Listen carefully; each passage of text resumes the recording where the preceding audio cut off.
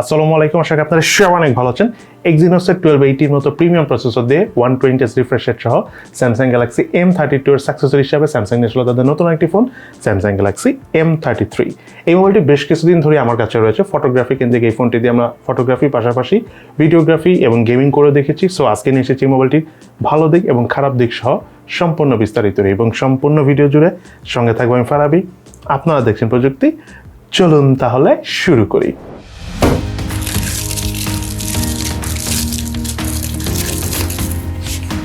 মোবাইলটির box কন্টেন্টে রয়েছে user manuals, SIM tray ejector, type C USB charging কেবল,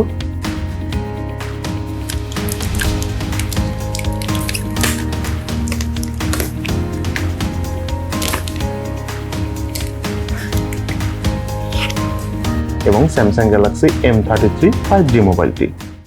design এবং আউটলুকের কথা বলতে গেলে মোবাইলটির ফ্রেম এবং রিয়ার প্যানেল হলো পলিকার্বনেট দ্বারা তৈরি এবং রিয়ার প্যানেলটা বেশ ভালো লেভেলেরই ফিঙ্গারপ্রিন্ট ম্যাগনেটিক, অর্থাৎ খুব ইজিলি হাতের ছাপ পড়ে যাচ্ছিল। ডিসপ্লেতে রয়েছে কর্নিং গরিলা গ্লাস 5 এর প্রোটেকশন, সেই সাথে মোবাইলটির রিয়ার প্যানেল রয়েছিল 50 মেগাপিক্সেলের কোয়াড ক্যামেরা সেটআপ।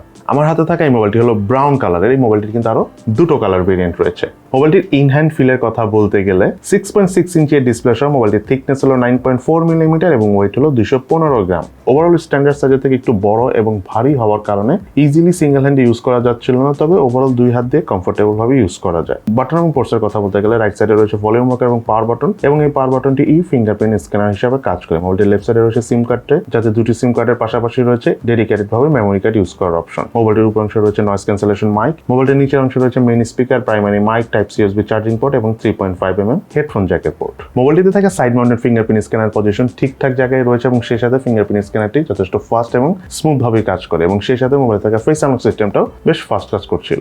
এছাড়াও মোবাইলটিতে ইম্পর্টেন্ট পার্ট সব ধরনের সেন্সরসও রয়েছে। মোবাইলের বটম ফেসে থাকা মেইন স্পিকারটি হলো মোনো স্পিকার, তবে স্পিকারের পারফরমেন্সের কথা বলতে গেলে সাউন্ডের লাউডনেস বেশ ডিসেন্ট ছিল। তার পাশাপাশি মোবাইলের বেস এবং ক্রিস্পিনেস আমার কাছে যথেষ্ট ব্যালেন্স মনে হয়েছে। সেই সাথে মোবাইলটির 100% ভলিউম দিয়ে আমরা কোনো প্রকার ডিস্টরশন পাইনি এই স্পিকার থেকে।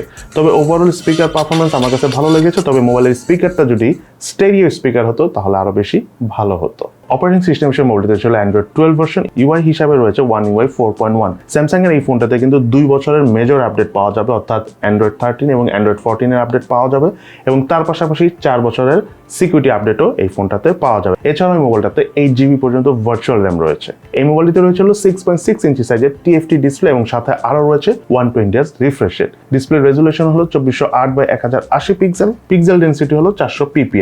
আউটডোরে সানলাইট কন্ডিশনে বেশ কমফোর্টেবল ভাবে এই ফোনটি ইউজ করা যায়, কোনো প্রকার লো ব্রাইটনেস জনিত সমস্যা ফেস করিনি আমরা এন্ড অনেক আলোতেও কমফোর্টেবল ভাবে ইউজ করতে পেরেছি এই ফোনটি। বডি টু রেশিওর কথা বলতে গেলে ডিসপ্লে ভেজেল এরিয়াগুলো আমার কাছে ঠিকঠাক মনে হলো। ডিসপ্লের নিচে যে চিন এরিয়াটা রয়েছে সেটা আমার কাছে প্রাইস বিবেচনায় বেশ মোটাই মনে হয়েছে।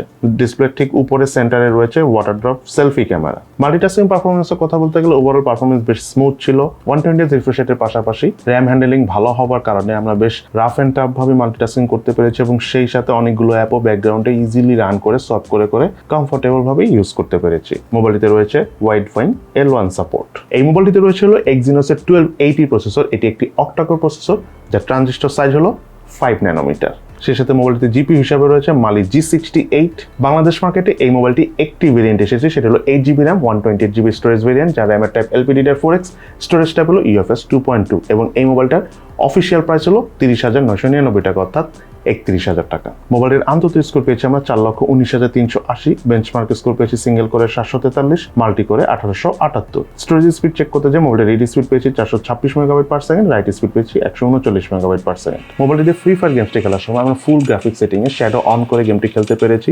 বেশ স্মুথ পারফরমেন্স পেয়েছি, কোনো প্রকার হিটিং এরও দেখা পাইনি। ইভেন আমরা লং টাইম ফ্রি ফায়ার গেমসটি খেলেছি কোনো প্রকার ল্যাগিং এবং ফ্রেম ড্রপ ছাড়াই। অপরদিকে আমরা কল অফ ডিউটি গেমসটি হাইস্ট মিডিয়াম গ্রাফিক্সে ভেরি হাই ফ্রেম রেটে খেলতে পেরেছি। ওভারঅল 40 FPS এর মতো পেয়েছি গেমটা প্লে করার সময়। ইভেন এই গেমটা খেলার সময় আমরা ল্যাগিং ফ্রেম ড্রপে দেখা পাইনি এবং হিটিং এরও দেখা পাইনি। সেই সাথে মোবাইলটিতে আমরা PUBG গেমসটা খেলেছি, সেখানে HD গ্রাফিক্সে হাই ফ্রেম রেটে খেলতে পেরেছি এবং গেমটা খেলার সময় অন অ্যান এভারেজ আমরা 30 FPS এর মতো পেয়েছি। তবে PUBG গেমসটা লং টাইম খেলার সময় খুব একটা ল্যাগিং বা ফ্রেম ড্রপে দেখা না পেলেও হালকা হালকা হিটিং হচ্ছিল ফোনের রিয়ার প্যানেলের ক্যামেরার অংশটা। তবে ওভারঅল লং টাইম PUBG গেমটা প্লে করতে খুব একটা প্রবলেম হয়নি। সেই সাথে মোবাইলটিতে আমরা H1N গেমসটা খেলেছি। H1N গেমিং পারফরমেন্স খুবই স্মুথ ছিল। গেমের শুরু থেকে সচরাচর ল্যাগিং বা ফ্রেম ড্রপ দেখা যায়, বাট এই ফোনটাতে আমরা কোনো প্রকার ল্যাগিং বা ফ্রেম ড্রপ দেখা পাইনি। ওভারঅল বেশ স্মুথভাবে আমরা S9 গেমসটি খেলতে পেরেছি। এই মোবাইলটার হিটিং এর কথা বলতে গেলে খুব বেশি একটা হিটিং হয় না। 5 ন্যানোমিটার বেস প্রসেসর হওয়ার কারণে মোটামুটি বেশ লং টাইম ফোনটাই হিটিং ফ্রি খেলা যায় এবং ভিডিও দেখা যায়। তবে একটা বিষয় হলো, আপনি যখন একসাথে অনেকগুলো ফাইল ডাউনলোড করবেন বা মোবাইলটা চার্জে দিয়ে ইউজ করতে যাবেন, তখন ফোনটা হিট হয়। একটা বিষয় হলো, আপনি যদি সিম ইন ডাটা ইউজ করে মোবাইলের ভিডিও দেখেন স্পেশালি, তখন এই ক্যামেরার পিছনে এই জায়গাটা খুব দ্রুতই হিট হয়ে যায়। তবে খুব বেশি হিট হয় না, কিছুক্ষণ সময় দিলে আবার আগের মতো ঠান্ডাও হয়ে যায়।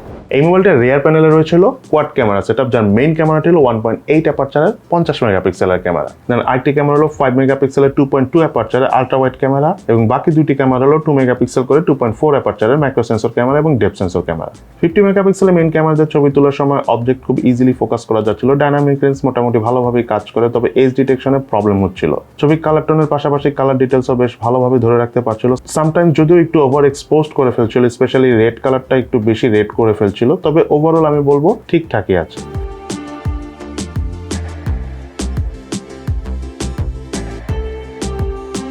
সেই সাথে 2 মেগাপিক্সেলের ডেপথ সেন্সর ক্যামেরা এবং ম্যাক্রো সেন্সর ক্যামেরা দিয়ে বেশ ভালোভাবে ছবি ক্যাপচার করা যাচ্ছিল। কালার ডিটেলসও বেশ ভালোই ধরে রাখতে পারছিল।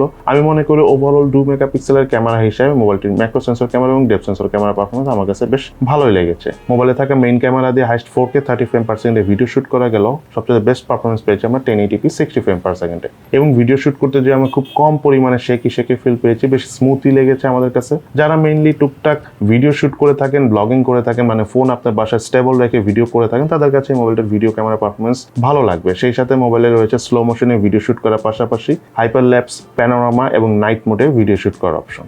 এই মোবাইলটির ফ্রন্ট ফেসে রয়েছিল 2.2 অ্যাপারচারের 8 মেগাপিক্সেলের সেলফি ক্যামেরা। সেলফি ক্যামেরাতে ছবি তুলে আমাদের কাছে ওভারঅল বেশ ভালোই লেগেছে। 8 মেগাপিক্সেলের ক্যামেরা হলো ছবির ডিটেলস এবং কালার টোন সুন্দরভাবে ধরে রাখতে পারছিল। ডাইনামিক রেঞ্জ ঠিকঠাক কাজ করছিল, ইভেন লো লাইট কন্ডিশনও মোটামুটি ভালোই ছবি উঠছিল। তবে 8 মেগাপিক্সেলের জায়গায় যদি 16 মেগাপিক্সেলের ক্যামেরা হতো, তাহলে ছবির ডিটেলস হয়তো বা আরেকটু ভালো পেতো এবং আমরাও ছবি তুলে আরেকটু মজা পেতাম। স্যামসাং গ্যালাক্সি M33 5G এই মোবাইলটিতে রয়েছে 6000 মিলিঅ্যাম্পিয়ারের ব্যাটারি। সেই সাথে মোবাইলটিতে কোনো চার্জার না দেওয়া থাকলেও মোবাইলটি হাইস্ট 25 ওয়াট পর্যন্ত চার্জিং সাপোর্ট করে। মোবাইলটি আমরা নর্মাল 25 ওয়াটে মানে অন্য ব্র্যান্ডের চার্জার দিয়ে চার্জ করে দেখেছি, অ্যারাউন্ড 2 আওয়ার্সের মতো সময় লেগেছে। তবে একবার চার্জ করার পর বেসিক ইউজ করে, অর্থাৎ গেমিং খুব একটা না করে বা হালকা পাতলা ফটোগ্রাফি বা হালকা পাতলা ইন্টারনেট ব্রাউজ করে আমরা প্রায় 2 দিনের কাছাকাছি চার্জ ব্যাকআপ পেয়েছি। একটা জিনিস আপনাদেরকে বলে রাখি, এটা কিন্তু অনেকটা 7000 মিলিঅ্যাম্পিয়ার মোবাইলের যে ব্যাটারিগুলো থাকে সেসব ফোনের মতো পারফরমেন্স পেয়েছি। তার মেইন কারণ হলো 5 nanometre base processor. That's why charge ব্যাকআপটা খুব ভালো পাওয়া যায় বেসিক ইউজ করে। তবে আবার হেভি ইউজ বা মাল্টিমিডিয়া কনজিউম করে আমরা প্রায় 7 আওয়ার্সের মতো চার্জ ব্যাকআপ অর্থাৎ স্ক্রিন অন টাইম পেয়েছি। মোবাইলটিতে রয়েছে দুটি ব্যান্ড সহ 5G সাপোর্ট, যদিও দুটি ব্যান্ড খুব একটা কার্যকরী না। যখন বাংলাদেশে 5G আসবে আদৌ এটা 5G সাপোর্ট করবে কিনা আমরা বলতে পারছি না, কারণ দুটি ব্যান্ড অনেকই কম। বাট মোবাইলটিতে 2.4 গিগার্স এবং 5 গিগার্স দুটো ব্যান্ডউইথ ইন্টারনেট সাপোর্ট করে এবং সেই সাথে মোবাইলটিতে বিল্ট ইন FM রেডিও রয়েছে। এবার চলুন আমরা জেনে নিই মোবাইলটির কি ল্যাকিংস অর্থাৎ দুর্বলতা রয়েছে এবং তার পাশাপাশি মোবাইলটির কি বেস্ট সেট অর্থাৎ ভালো দিক রয়েছে। প্রথমে চলুন আমরা জেনে নিই এই মোবাইলটির কি ল্যাকিংস অর্থাৎ দুর্বলতা রয়েছে। এই মোবাইলটার নাম্বার 1 ল্যাকিংস হলো আউটলুক এবং প্যানেল। সত্যি কথা বলতে স্যামসাং এর সবগুলো ফোনের আউটলুকই সেম, আপনি যেই ফোনই কিনেন দূর থেকে বোঝা যায় না, বাট প্যানেলটাও কম দামি। সো মানে একটা চিপ ফিল পাওয়া যায়। আর সত্যি কথা বলতে এত মোটা ভারী ফোন এই প্রাইস রেঞ্জ অনুযায়ী আমার কাছে একটু বেশি মনে হচ্ছে। স্যামসাং চাইলে ফোনটা একটু স্লিম করতে পারতো, যদিও 6000 মিলিঅ্যাম্পিয়ারের ব্যাটারি, তারপরে স্টিল ফোনটা একটু বেশি মোটাসোটা হয়ে গেছে। দেন সেকেন্ড যে বিষয়টা আমার এই ফোনের ক্ষেত্রে ল্যাকিংস মনে হচ্ছে সেটা হলো এই ফোনটাতে কোনো চার্জার দেওয়া হয়নি, কোনো হেডফোন দেওয়া হয়নি। হেডফোন দেওয়া হয়নি সেটা মেনে নিলাম, সেটা এখন কেউই দেয় না, বাট চার্জার দেওয়াটা উচিত ছিল। কারণ আমি এর আগেও বলেছি স্যামসাং এখনও সেই পজিশনে যায়নি যে পজিশন থেকে চার্জার বা হেডফোন না নিলে মানুষ খুব নর্মালি নিবে। আর সত্যি কথা বলতে এই 2500 ওয়াটের একটা চার্জার আপনি যদি অরিজিনালি কিনতে চান দেখা যায় যে 1500 টাকার মতো লেগে যাচ্ছে। সো ফোনটার দাম কিন্তু তখন আরও বেড়ে যাচ্ছে যখন আপনি ফোনটা কিনবেন, তার সাথে যদি আপনি চার্জার আলাদা কিনেন তাহলে। দেন এই মোবাইলটিতে ইউজ করা হয়েছিল মোনো স্পিকার। 30-31 হাজার টাকার ফোন হিসাবে অবশ্যই মোবাইলটাতে একটা স্টেরিও স্পিকার থাকা উচিত ছিল এবং সেই সাথে মোবাইলটার ডিসপ্লে হলো IPS LCD প্যানেলের ডিসপ্লে। 2022 সালে এসে আমরা যতগুলো ফোন রিভিউ করেছি তার মধ্যে এইটাই একমাত্র ফোন যেটা প্রাইস প্রায় 31,000 টাকা কিন্তু রয়েছে হলো IPS LCD প্যানেল ডিসপ্লে। এটা খুবই দুঃখজনক, বাট একটা কথা সত্য যে মোবাইলটা IPS TFT ডিসপ্লে হলো, ডিসপ্লে কোয়ালিটি অনেক ভালো। ইভেন আপনি ফোনটা নিয়ে হাতে ইউজ করে আপনি এটা বুঝতেই পারবেন না যেটা অ্যামোলেড প্যানেল না IPS LCD প্যানেল, বাট এটা IPS LCD প্যানেলের ডিসপ্লে। এটা হিউজ একটা ড্রব্যাক মনে করি আমি এই ফোনটার। দেন আরেকটা বিশাল ড্রব্যাক হলো এই মোবাইলটার ফ্রন্ট ক্যামেরা অর্থাৎ ফ্রন্ট প্যানেলের যে সেলফি ক্যামেরাটা রয়েছে, ওয়াটার ড্রপ সেলফি ক্যামেরা, এই প্রাইস বিবেচনায় আর এই জামানায় এসে এই ধরনের সেলফি ক্যামেরা আসলে মেনে নেওয়া খুবই একটা কঠিন। এবং সর্বশেষ এই ফোনটার প্রাইস 31,000 টাকা। এটা অবশ্যই অনেক বড় মাপের ওভার প্রাইসড একটা ফোন। নর্মালি আমি জানি ডলার প্রাইসের কারণে সব ফোনের দামে অনেক বেশি হচ্ছে, বেশি প্রাইসে লঞ্চ করা হচ্ছে, বাট স্টিল আমার কাছে কেন জানি মনে হচ্ছে যে এই ফোনটার প্রাইস অনেক বেশি হয়ে গেছে বাংলাদেশ হিসাবে, বাংলাদেশ মার্কেটে। এই ফোনটার প্রাইস 22 থেকে 24-25 হাজার টাকার মধ্যে হলে ভালো হতো, কারণ কনফিগারেশন অনুযায়ী কিন্তু আপনি যদি চিন্তা করেন তাহলে তো অবশ্যই বেশি মনে হচ্ছে, এবং ইউজ করতে যেও আমাদের কাছে আহামর এমন কিছু মনে হয় নাই, যার জন্য এই ফোনটার প্রাইস 32 বা 31 হাজার টাকার মতো হবে। যাই হোক, এবার আমরা চলুন জেনে নিই এই মোবাইলটা কী কী ভালো দিক রয়েছে, কারণ সবই তো নেগেটিভ না, অবশ্যই এই ফোনটা কিছু পজিটিভ দিক রয়েছে। তার মধ্যে নাম্বার 1 হলো এই ফোনটা যখন আপনি বাইরে কোথাও ইউজ করবেন, স্পেশালি যদি কোনো ক্রাউডেড প্লেস ইউজ করেন যেখানে অনেক সাউন্ড, আপনি কথা বলতেছেন সাউন্ড শুনতে প্রবলেম হয়, এই ফোনটার একটা স্পেশাল ফিচার রয়েছে, সেটা হলো অনেকটা নয়েজ ক্যান্সেলেশন মোডের মতো, অর্থাৎ আপনি যখন কথা বলবেন তখন আশেপাশে কোনো সাউন্ড আর আপনার কানে ঢুকবে না, যেটা খুবই ইম্পর্টেন্ট। স্পেশালি যখন আপনি কোনো বাজারে থাকবেন বা ভিড় ভাট্টার মধ্যে কথা বলবেন, তখন এই ফোনটা দিয়ে বেশ কমফোর্টেবলভাবে কথা বলতে পারবেন। অপর দিকে যে কথা বলবে সেও আপনার কথা যেমন ক্লিয়ারলি শুনতে পাবে, আপনিও তার কথা খুবই ক্লিয়ারলি শুনতে পাবেন। এটা অবশ্যই একটা গ্রেট ফিচার। দেন সেকেন্ড হলো এই মোবাইলের ডিসপ্লেটার পারফরমেন্স। যদিও এটা অ্যামোলেড প্যানেলের ডিসপ্লে না, বাট ডিসপ্লের কালার টোন কোয়ালিটি অনেকই ভাইব্রেন্ট। আমাদের কাছে মাল্টিমিডিয়া কনজিউম করে যথেষ্ট ভালো লেগেছে, এবং সত্যি কথা বলতে 120 রিফ্রেশ রেট থাকার কারণে বেশ স্মুথ ফিল পেয়েছি মোবাইলটার ডিসপ্লে থেকে। এবং সেই সাথে মোবাইলটাতে 6000 mAh ব্যাটারি রয়েছে এবং 5 ন্যানোমিটার বেস প্রসেসর, অনেকটা 7000 mAh ব্যাটারি ফোনও বলতে পারেন, যেহেতু 5 ন্যানোমিটার বেস প্রসেসর মোটামুটি চার্জ ব্যাকআপও পাওয়ার খুব কম কনজিউম করে। সো ওভারঅল আমরা প্রায় 2 দিনের মতো চার্জ ব্যাকআপ পেয়েছি নর্মাল বা বেসিক ইউজ করে, আর মোটামুটি হেভি ইউজ করে আসলে আমরা 6-7 ঘন্টার মতো চার্জ ব্যাকআপ পেয়েছি। বাট আমি মনে করি চার্জিং ব্যাকআপের জন্য এই ফোনটা একটা আদর্শ ফোন। দেন কথা বলবো এই মোবাইলটার গেমিং নিয়ে। গেমিংয়ের কথা বলতে গেলে আসলে এটা এক্সট্রিম লেভেলের গেমিং প্রসেসর না, তবে আমরা গেমিং পারফরমেন্স অনেক ভালো পেয়েছি। স্যামসাং গ্যালাক্সি A53 তেও কিন্তু এই Exynos 1280 প্রসেসরটি ইউজ করা হয়েছে। সো মোটামুটি আমরা পাবজি গেমস বলেন বা কল অফ ডিউটি গেমসগুলো মোটামুটি মিডিয়াম গ্রাফিক সেটিংয়ে আমরা খেলতে পেরেছি, এবং গেমিং পারফরমেন্স অনেক ভালো ছিল। যদিও হালকা পাতলা ল্যাগ করে লং টাইম গেম প্লে করার সময়, পাবজি গেমসটা খেলার সময় কিছুটা ফোন হিট করে, বাট আমার কাছে যথেষ্ট ভালো লেগেছে। এবং সেই সাথে ফ্রি ফায়ার বলেন, ব্যাশ ফান অ্যান্ড গেমসগুলো কিন্তু আমরা লং টাইম গেম প্লে করে কোনো প্রকার হিটিং বা ফ্রেম ড্রপের দেখা পাইনি। সো ওভারঅল আমাদের কাছে গেমিং এর জন্য এই ফোনটার পারফরমেন্স খুবই ভালো লেগেছে। দেন এই মোবাইলটা ক্যামেরার পারফরমেন্সের কথা বলতে গেলে স্যামসাং এর অন্যান্য ফোনের মতো এই ফোনটাতে ক্যামেরার অনেক ফিচার রয়েছে। মেইন ক্যামেরা দিয়ে ছবি তুলে আমাদের কাছে খুবই ভালো লেগেছে, ফোকাসিং অনেক ভালো ছিল, কালার টোনটা খুব ভালো ধরতে পারছিল। যদিও ছবিগুলো সামটাইমস একটু ওভার স্যাচুরেটেড করে ফেলছিল, বাট সেটা ঠিকঠাক আছে। ভিডিও পারফরমেন্সও যথেষ্ট স্মুথ ছিল। 1080p 60 ফ্রেম পার সেকেন্ডে ভিডিও শুট করে আপনাদের কাছে অনেক ভালো লাগবে। তার পাশাপাশি মোবাইলটা ছবি তোলার পর ডায়নামিক রেঞ্জ আমরা যথেষ্ট ভালো পেয়েছি। So overall main camera performance যেমন ভালো পেয়েছি, তার পাশাপাশি মোবাইলটা সেলফি ক্যামেরা 8 মেগাপিক্সেল হওয়ার কারণে আমরা একটু রেজুলেশন কম পেয়েছি। মোটামুটি কালার ডিটেলসটা আমরা একটু কম ধরতে পারছিল, সেটা দেখতে পেয়েছি। 16 মেগাপিক্সেল হলে হতো বা আরেকটু ভালো হতো, বাট স্টিল ফ্রন্ট ক্যামেরা দিয়ে ছবি তুলে ছবির ডিটেলস বলেন, কালার টোন বলেন, ডাইনামিক রেঞ্জ বলেন, সব কিছু আমরা যথেষ্ট ভালো পেয়েছি এই মোবাইলটার সেলফি ক্যামেরা থেকে। দেন এই মোবাইলটার ইউআই পারফরমেন্সের কথা বলতে গেলে মোবাইলটাতে অ্যান্ড্রয়েড 12 ভার্সনের পাশাপাশি ইউআই হিসেবে রয়েছে One UI 4.1, এবং সেই সাথে আপ টু 8GB পর্যন্ত ভার্চুয়াল র্যাম থাকার কারণে বেশ স্মুথ একটা ফিল পেয়েছি। সত্যি কথা বলতে মোবাইলটার ইউআই থেকে, অর্থাৎ স্যামসাং এর One UI তো এমনিও অনেক ভালো, আর এই ফোনটার ইউআই থেকে আমরা কোনো প্রকার ব্লট আর ফ্রেম ড্রপ এবং কোনো ধরনের কোনো ল্যাগিং ইস্যুস পাইনি। একদম রাফ অ্যান্ড টাফ ইউজ করে আমাদের কাছে যথেষ্ট ভালো লেগেছে। এবং এই মোবাইলটার ফিঙ্গারপ্রিন্ট স্ক্যানারও কিন্তু যথেষ্ট স্মুথ। নর্মালি স্যামসাং এর অনেক ফোনে কিন্তু ফিঙ্গারপ্রিন্ট স্ক্যানারের প্রবলেম থাকে, বাট এই ফোনটাতে ফিঙ্গারপ্রিন্ট স্ক্যানার জনিত ফিঙ্গার টাচ করার জন্যই তো কোনো ধরনের কোনো প্রবলেম আমরা পাইনি। এবং সর্বশেষ একটা কথা বলবো, অর্থাৎ ফাইনাল ভার্ডিক্ট, কাদের জন্য এই ফোনটা কেনা উচিত হবে। একদম সত্যি কথা বলতে গেলে যারা মোটামুটি চার্জ ব্যাকআপটা খুব বেশি চান, টুকটাক ফটোগ্রাফি বা বেসিক ইউজ করতে চান, তারা চাইলে এই ফোনটি নিতে পারেন। বাট যারা আপনারা গেমিং করবেন, অনেক ফটোগ্রাফি আপনাদের জন্য প্রয়োজন, বা আপনারা অনেক হেভি ইউজ করবেন, তাদের কাছে হতে পারে এই ফোনটা ভালো লাগবে না।